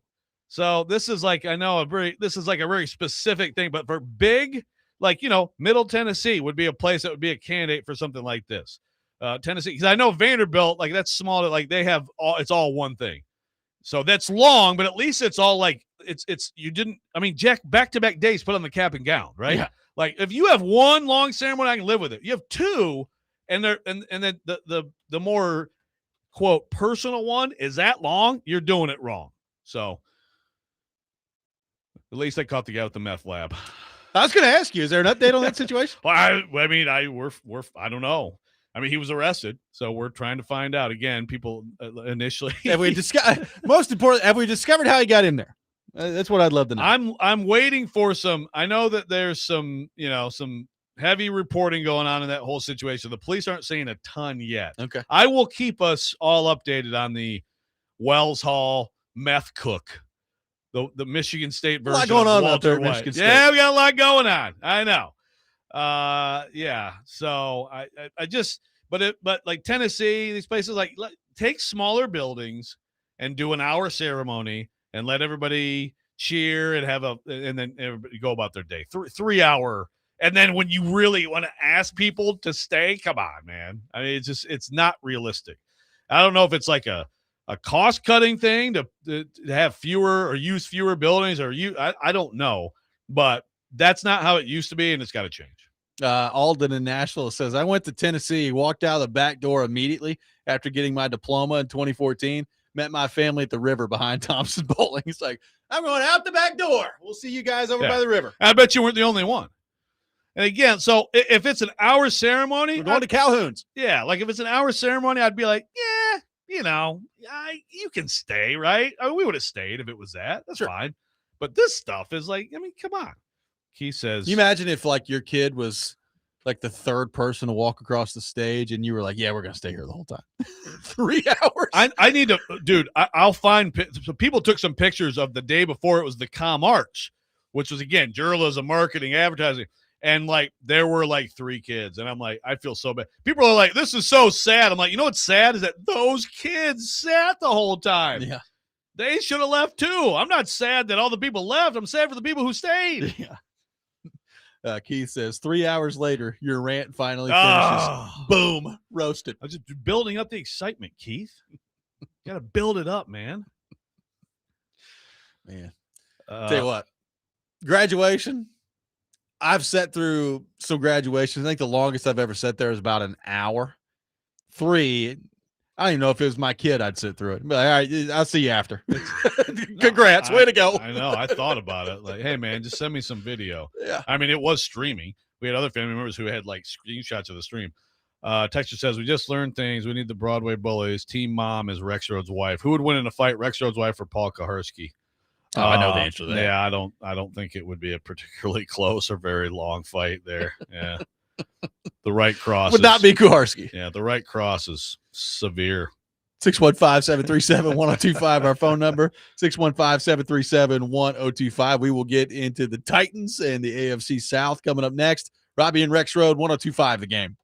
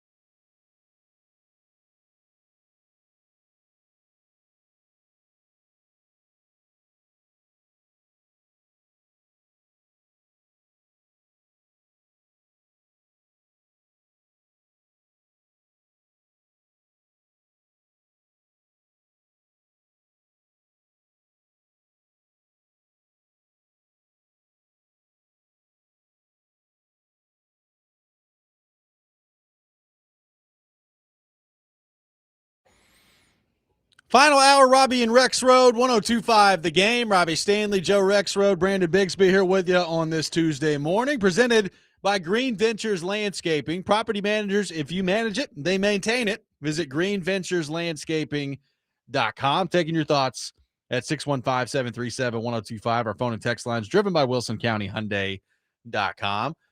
Joe, we have gone through the post-draft outlook for the Tennessee Titans.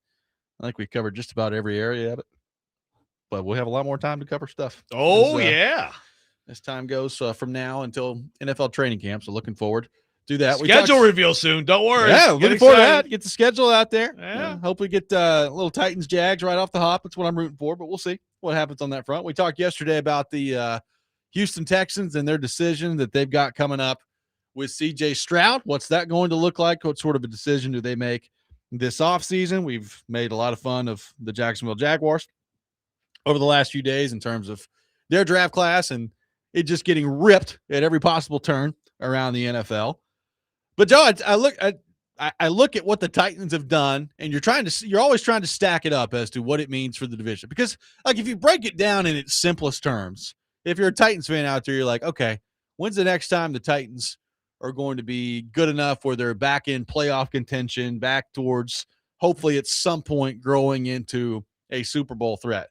Well, the quickest path to getting there is winning your division. There's only 3 other teams in your division. So if you break it down to its simplest form, you got to be better than 3 other teams in the NFL to get yourself back to hosting a home playoff game. That's what you got to break it down to. So, Joe, in the aftermath of all of this, when you look at what the Titans have done, Jacksonville winning the division last year and apparently having a disaster of a draft. We'll see what happens on that front. Houston and the questions that they have, not only at quarterback, but on the offensive line, which has been a big point of emphasis for them this offseason. You got Indy, who re-signed Alec Pierce and paid a boatload of money to do so. They're at some point, I think, going to be moving on from Anthony Richardson. We'll see. But Daniel Jones is back in there. How are we feeling about how the AFC South currently sits? How are we feeling about where the Titans stack up in the AFC South right now? Well, first of all, I do have some other grades. We haven't talked about all the grades. I have more grades to bring to the table, which is from Austin Mock, who did his based on value. So Austin Mock is at the Athletic. He's a big analytics guy, and he's got a lot of formulas. He does formulas for like the college football playoffs, stuff like that. So this is, essentially the value using the consensus big board and assigning value to the picks. So the overall, player value, positional value, and then trade value of a player. So, okay. So anyway, he looked at what teams in the draft relative to like, the consensus view on those. So you can guess what one of those teams got for a grade. That would be the Jaguars with a big fat F. But you know who else got an F? The Houston Texans with a big fat F. And you know what the Colts got? A nice D- for the Colts. The one team in the AFC South that he did not find to be a disastrous team in terms of this year's draft is the Titans with a C-. Yeah. I mean, C-, that still puts them like, it looks like 19th out of the 32. If you want to know real quick, the 2 A+, can you guess the 2 A+? A+ drafts. Jets. Yep. Browns. Yep. That's hilarious. I know. I mean, we should automatically all just totally forget draft grades right now. Probably. Yeah. Yeah. But again, in all seriousness, I did love the Jets draft. No. And the Browns, Fano, you get those 2 receivers, Concepcion and Boston, and then Emack, the safety at 58. It's pretty good, man.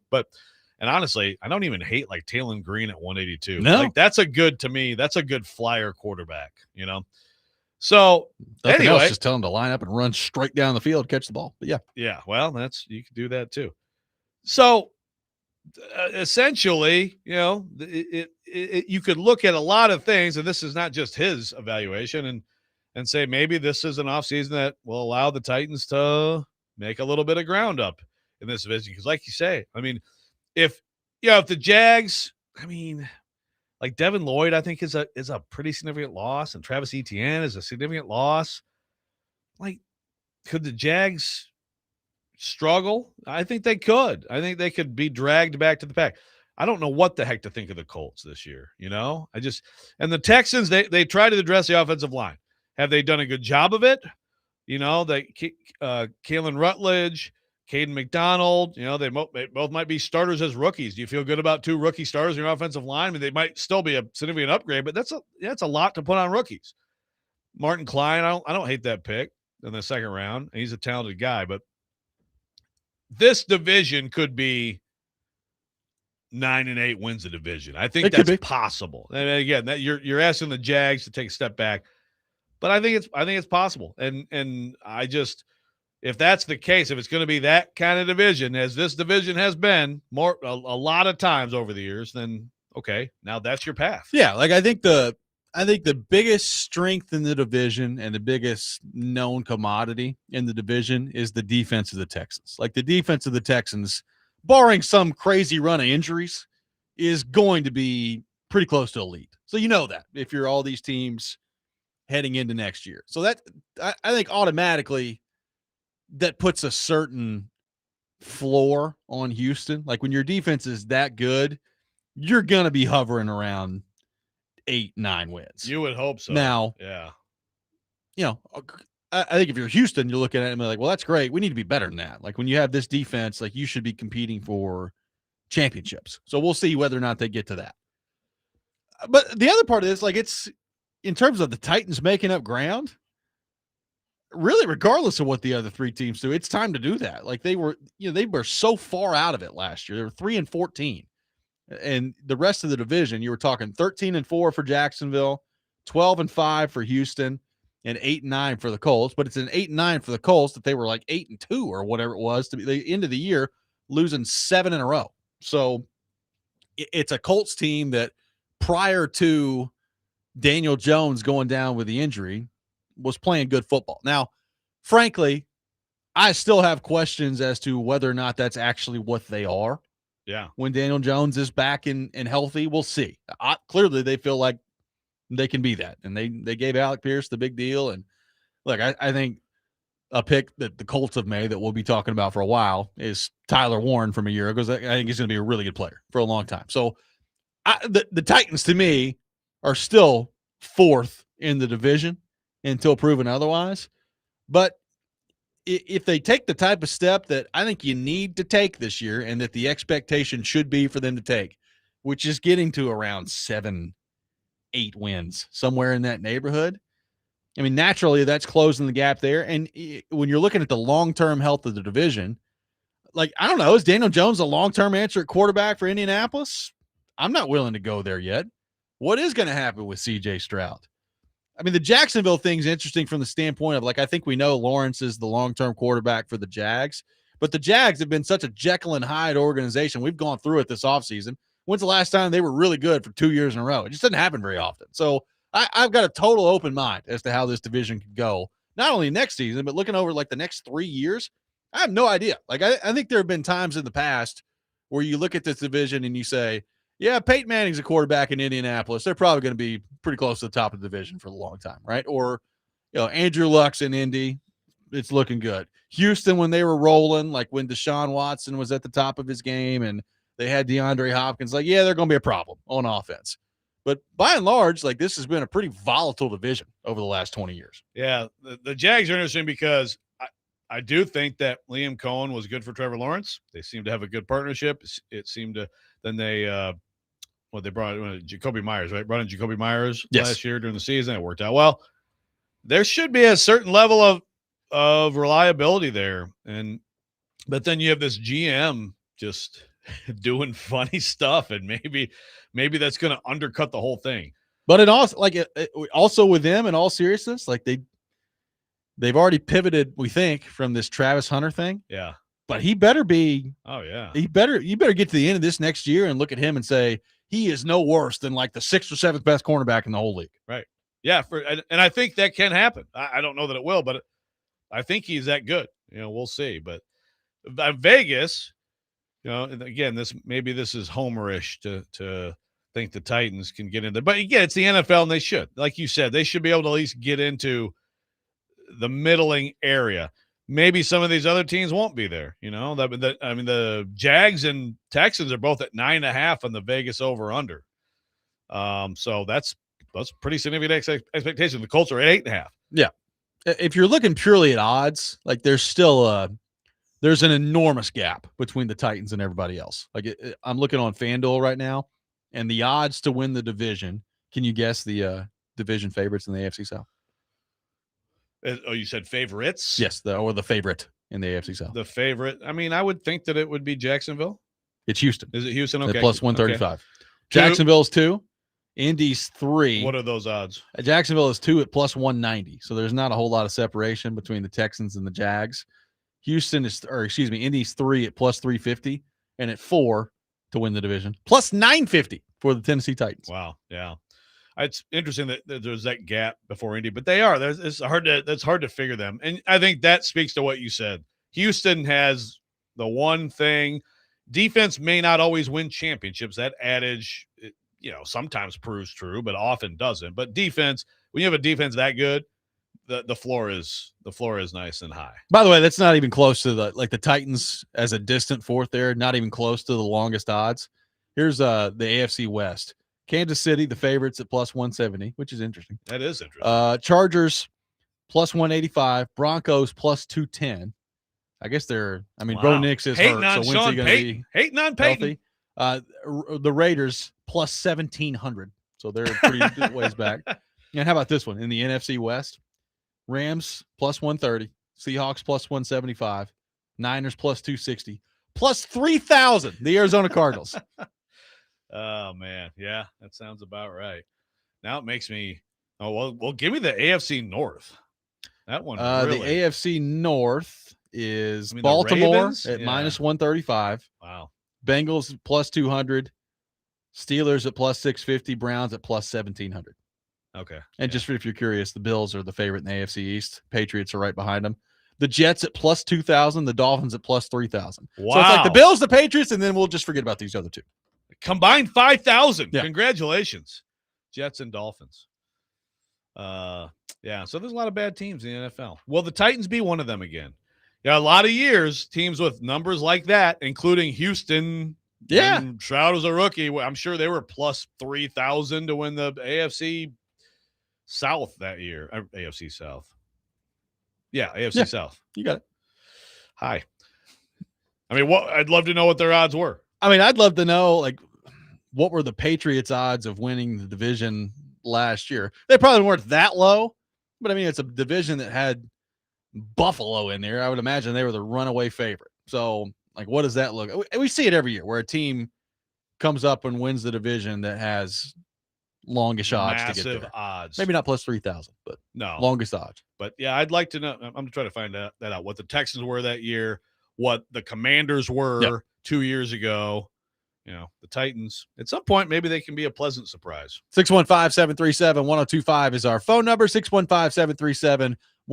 We'll take your thoughts on the Titans and the state of the AFC South. Robby and Rexrode, 1025 The Game.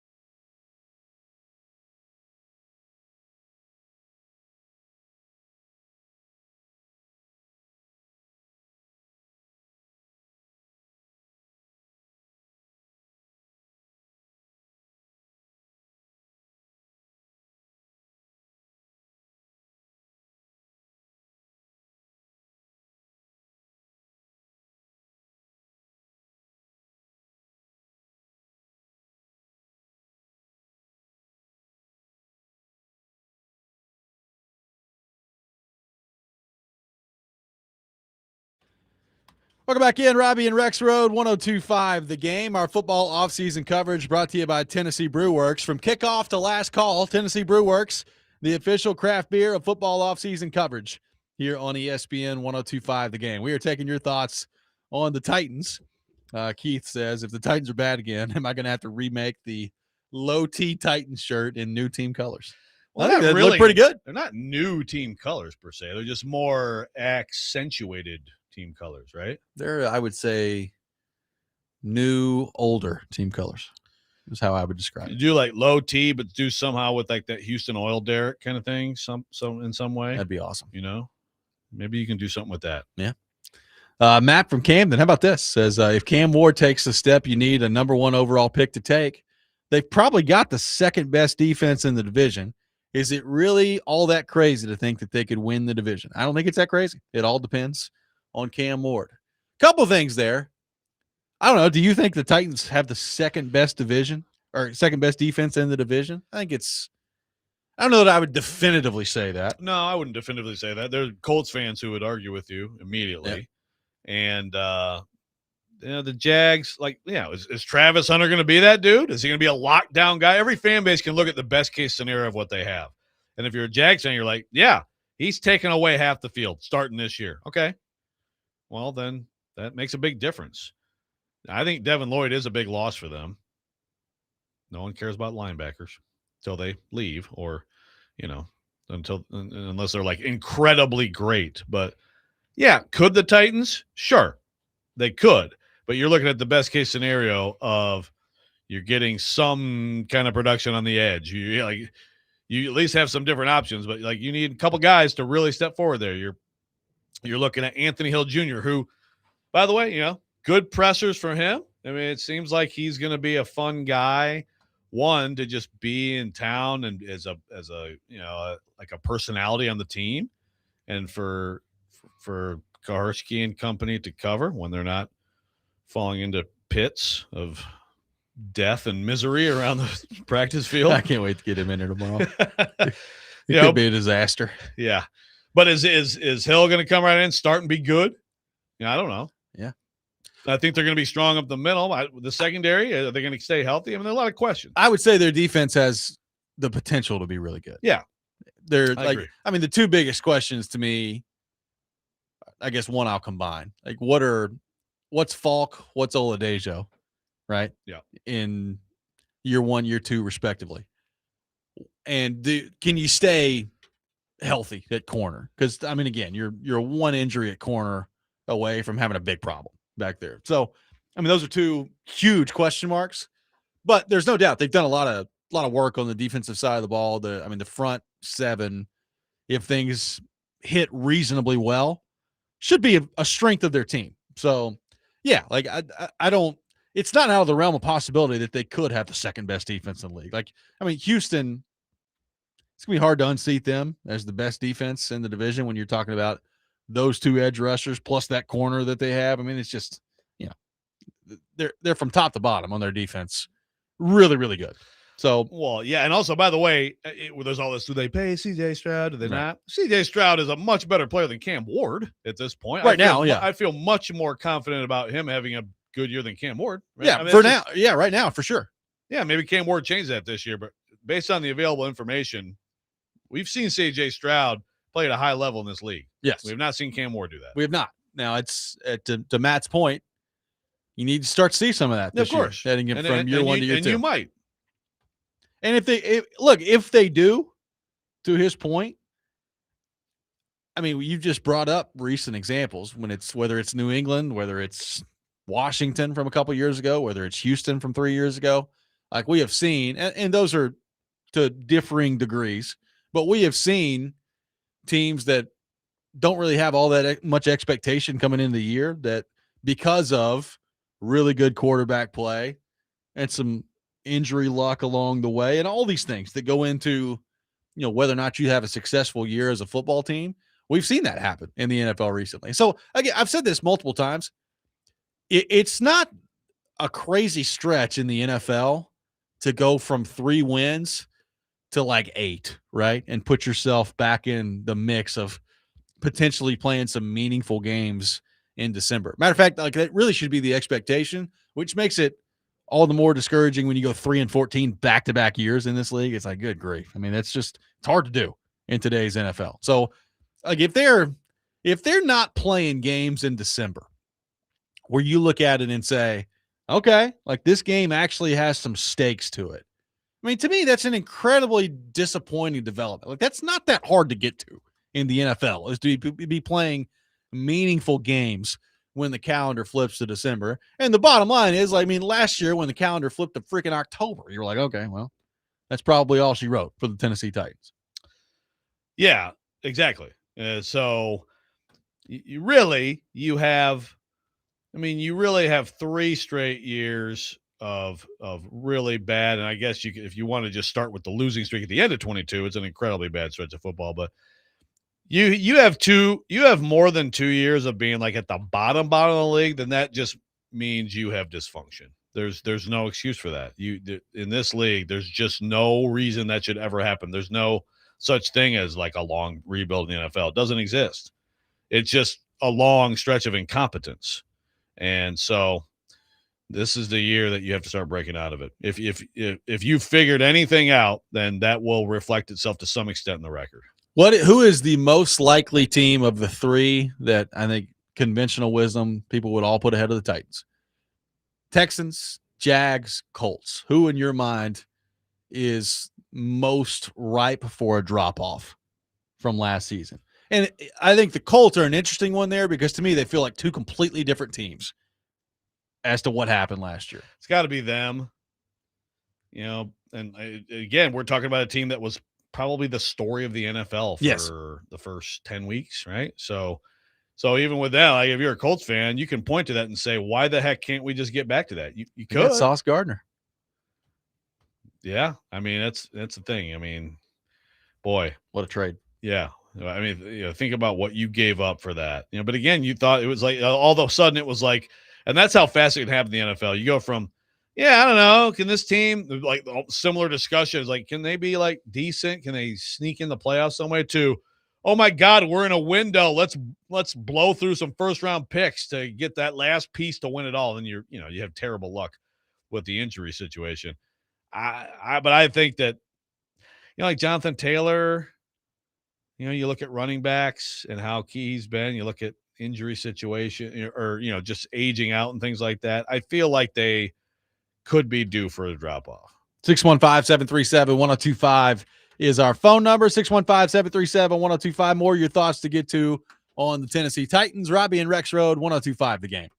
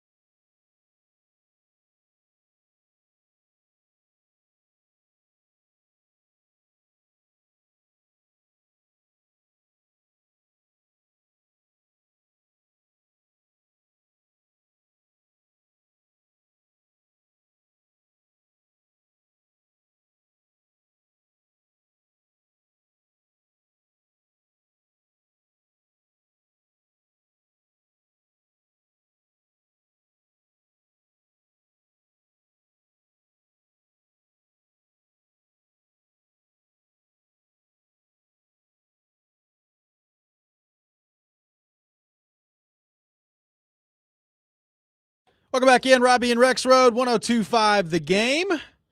We are live from our Busy Bee Plumbing, Heating, and Air Conditioning Game Nashville studios. Home of the $99 yearly Beehive membership, where the buzz is always about great service. You can join the Nashville Predators today at BetMGM Sports Lounge for their official 2026 NHL Draft Lottery Watch Party. Admission is free. You have interactive games and contests, plus appearances from Preds alumni Ryan Johansson, Nash, Preds Energy Team, and more. Also, 102.5 The Game will have coverage with Chase McCabe and Max Hers live from the event starting at 6 o'clock today. Doors open at 5 o'clock. Party starts at 5:30. And anytime Joey's in the house, could be a good time. So we'll see what happens. Yeah. No doubt. In particular, if they win the draft lottery. Could be fun. Crazy So- night. Well, they're gonna be picking like 12th, right? Oh, good. What's the worst possible outcome here for the Predators? Let's see how it goes. They're owed some luck after a year ago. I would agree. Taking your thoughts on the Titans at 615-737-1025. You know, it's interesting. I was thinking about this yesterday. Joe, it wasn't that long ago. We were talking about kind of that next golden age potentially in the AFC South of quarterbacks. Yeah. The Titans had taken Will Levis. Oh, yeah. The Colts had taken Anthony Richardson, number 4 overall. CJ Stroud had just he was coming in, and then after that first year had this great year and all those things. You had Trevor Lawrence down there in Jacksonville, and it was like, wow, look at all these young bucks, these quarterbacks here in this division. And now in the aftermath of all that, you have Lawrence still remaining. There are huge questions about CJ Stroud heading into this year. Levis is the third string quarterback on the Titans right now, and Anthony Richardson has demanded a trade out of Indianapolis. So things can change pretty quickly in today's NFL. Now it's Ward. It's Daniel Jones on a reclamation project there in Indianapolis. We'll see. Lawrence actually last year took a pretty meaningful step forward, I would say, after we kind of figured, this is just kind of what he is. He played pretty well last year. And then we'll see what happens on the Stroud front this year. But it's an opportunity. Like there's not, I would say this. You thought it was trending this way after Stroud's first year, where there was going to be another one of these quarterbacks in the division where you just looked at it and you said, God, I mean, you're going to have to go through them every year. And it was Peyton Manning forever. Then it was Andrew Luck. And you were like, okay, here we go again. There's going to be another one of these guys. And I just don't know that guy really exists in this division. Like Lawrence is a good player. I don't know that Lawrence is ever going to be Hall of Fame level guy that everybody expected him to be when he got drafted. CJ Stroud looked like he was going to be one of the best quarterbacks in the league. Now I don't know. Like, what's that going to look like with him? There's not some like insurmountable dragon that it felt like you were looking at it as a Titans fan early in the McNair versus Manning days, where it's just like, good Lord, at some point we're going to have to get over Peyton Manning. It's just a hard thing to do. Like it doesn't feel like we're close to that right now in the AFC South. No, the best outcome of all that talk is Lawrence. And look, hey, he's still young enough in his career. Like if you look at him and think about careers where like someone did bottom out, get scrap heaped by someone, then go somewhere else, and it's about this timeline. And Baker Mayfield, Sam Darnold, but even those guys are like they're good. They're really good, but they're not that. They're not, yeah. Peyton Manning is one of to me the greatest quarterback. So it's just different. And Stroud certainly, as we've talked about a lot. There's a lot more uncertainty with him, and at least the Titans have the next young possible quarterback to get into that mix. But yeah, it's very wide open. The glory days just never really came, especially the Levis Richardson combo. Man, just not looking great for them. What could have been? They'll both be, I think, in different cities soon enough. I just don't know when that's going to happen. I mean, We'll I think, see. yeah. I've been saying that about Will Levis for a long time, and he's still here. I know. No, it really is. It really is incredible. And I'm sure for him, just like, are you serious? Like he has to come back here and go to work here at this facility. Yeah. Like I guarantee you in his mind, there was no way that was going to happen. Well, he would still be a part of this team, paid by this team, and going to work at that facility. Well, and again, it would be one thing if he was the backup. He's the third string quarterback. He's fighting to be the third string quarterback. Yeah, He's fighting with Hendon Hooker, I might add, to be the third string quarterback. Yeah, like that's where it sits with him. So I mean, I guess there's a chance that he could unseat Mitch Trubisky. I don't see that happening. I mean, to me, it's pretty clear they signed Mitch Trubisky for a reason. That's coming to be the backup quarterback and help mold Cam Ward and be the veteran guy in the room. And I think you know what you have in him if he gets into a game, which is not great, but it's not a complete disaster. Yeah. So, like, I think he's going to be the backup quarterback. But yeah, I think it'd even be an easier sell on the Levis front for it's like, well, at least I'm the backup. It's like, nope, you're the third string guy, man. So if two quarterbacks go down, maybe you'll get in there at some point. Yeah, I do. If he's here and it's the full deal, and I think it will be now, you get into camp, and depending on how many reps he gets, I'm not ruling him out to mount a challenge to Trubisky. Maybe I'm just a Trubisky hater because you're right. Certainly Trubisky has done a lot more than him. You have a lot more information on him that's reliable to a certain point than you do with Levis. But I do believe in Levis's talent. I do. I think he has a talent level that should at least have him solidly as somebody's QB2 at some point, not too far in the future. And again, I mean, like what I'm saying here is not all that complimentary of Will Levis, but some people would still be like, whoa, whoa, whoa. Whereas like 2 years ago, it's like, is this the answer for the Tennessee Titans, the great Will Levis? I mean, I think he's got a decently high talent level. You start stacking up positions on this roster that have the most depth. I mean, quarterback's up there, man. Got some highly drafted guys in the room that have played a lot of football. You got Ward, number 1 overall pick. What was Trubisky? 2? Was he 2nd overall? I think that's right. Yeah, Levis, first pick of the 2nd round. Good stuff. Hendon Hooker was a 3rd round. He was. Way too low. Well, or maybe not. But yeah, you're right. UDFA. But yeah. That's a deep room. Weston Hermitage says, there goes Robby and Rexrode again, just trolling on all the local sports teams. We're trying to find positives. And the depth of the quarterback room is one of those positive. positives. Yes, exactly. Absolutely. But no, I'm very interested to see how Will Levis responds to everything here. And I think he'll respond well because you have to. Like, you have to be a pro. And it's such a difference. Like, you go from, again, 2 years ago, like, you are the whole focal point of the organization, just like Cam Ward is now. It's all about you. It's all about your development. And now you're just a dude hoping to get a rep here and there. Well, and the interesting part in the in-between of all that is it was 2 years ago where you're the whole focal point of the organization. And then last year you basically just weren't around. Yeah. Like you were not even here. Right. So like at least last year, like if it was just as simple as, well, he's available. He's not the starter, obviously, but he's at least available. Then you get some of this, I guess, awkwardness out of the way. Right. But he was gone all of last year. So it's going to be interesting to see the first time he talks at some point what that looks like. Yeah, assuming he'll talk. I mean, will they are they allowing interviews? They may not. Are the Titans trying to like clamp down and only allow like taped interviews with the website? I don't know. Levis is in the hole out there. He's not allowed to talk while he's, he's in the pit. You guys can send a question along and we'll string it down the fence there and see if he answers. I mean, like if you're Levis, certainly you didn't think that you'd have to like go find a different condo in Nashville, right? Like, I mean, you're probably he's got his home base and where he's been working out and stuff. But now it's like, oh, I guess I have to go back. And by the way, rent is not cheap around here. No, it's not. I mean, he'll be okay. Yeah. But no, like the whole thing has got to be like, are you serious? If you're him, be very interested to see how he handles it. One texter says Trubisky may have tape, but does he have his own cologne line? Exactly. Checkmate, nerds. Have some of that. Nice. I wonder how that's selling. Are they still producing it? I don't know. Well, that's why I hope he capitalized on that at the time. Like, what if he was a star? You know how many more of those damn Mayo commercials that would be in the world everywhere right now? Yeah, it would be everywhere. We still have those Mayo.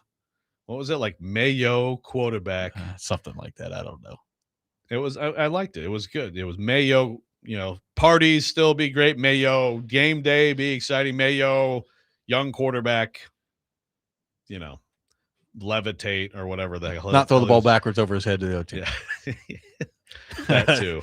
David on the text line says, Cam Ward got hurt at the end of the year. There's a lot of talk about him missing reps in the spring.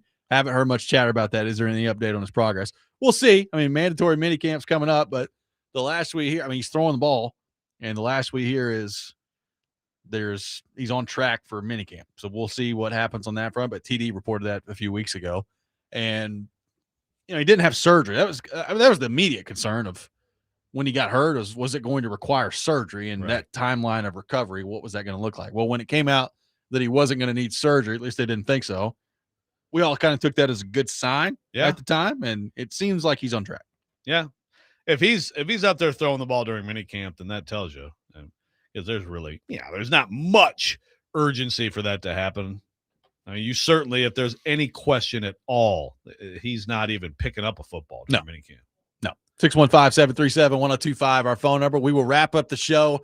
Coming up next, more of your thoughts on the Titans. It's draft lottery night for the Preds. We'll take your thoughts on all of it. Robby and Rexrode, 1025 The Game.